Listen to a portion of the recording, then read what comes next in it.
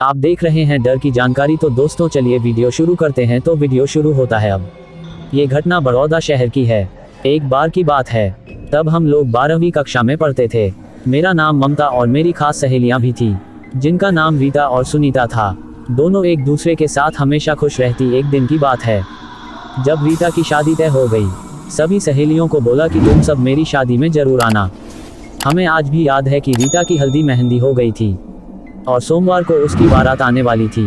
तब हम लोग मिलकर रीता की शादी में उसके घर गए थे और उसकी पक्की सहेली सुनीता भी आई थी। रीता सजी संवरी बैठी थी।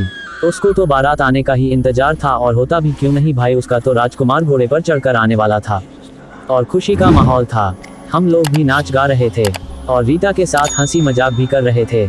आखिर वह घड़ी आ ही गई। रीता शादी करके सुबह अपने ससुराल जाने वाली थी। हम लोग तो रात को दूल्हा देखा, खाना खाया और अपने अपने घर चले गए। लेकिन सुनीता अपने घर जा रही थी, तभी उसके साथ बहुत बड़ा हादसा हो गया। वह गाड़ी से टकराए और उसका का सिर फट गया और उसकी वहीं पर मृत्यु हो गई। 4-5 महीना बीतने के बाद जब रीता ने सुनीता को फ़ोन किया तो उसके हाथ पाँव सुन पड़ गए, क्योंकि वह फ़ोन सुनीता ने नहीं बल्कि उसकी माँ ने उठाया था और वह सारी बातें रीता को बता दी। तब मानो रीता के पाँव से ज़मीन ही खिसक गई। वह जोर जोर से रोने लगी और यह बात अपने ससुराल में सबको बता दी। 2-3 साल बीतने के बाद रीता को सुनीता रात में दिखाई देने लगी और बोलने लगी, सहेली मेरे पास आ जाओ, अकेले नहीं रहा जाता। और रीता डर गई। लेकिन सुबह होने पर उसने ये भी बात सबको बताई, लेकिन किसी को विश्वास ही नहीं हुआ कि यह सच बोल रही है।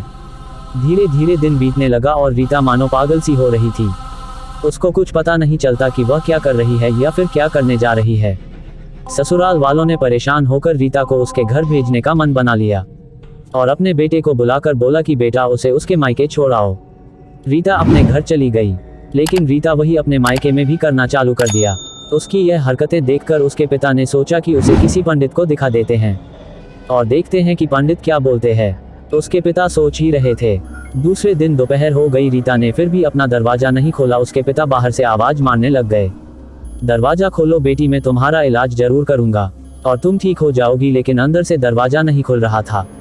तब उसके पिता डर गए और दरवाजा तोड़कर अंदर आ गए। वहां का दृश्य देखकर वह बेहोश हो गए। उनके पीछे उनकी पत्नी भी गई तो देखा कि रीता पंखे से फांसी लगाकर झूल रही थी, क्योंकि वह मर चुकी थी।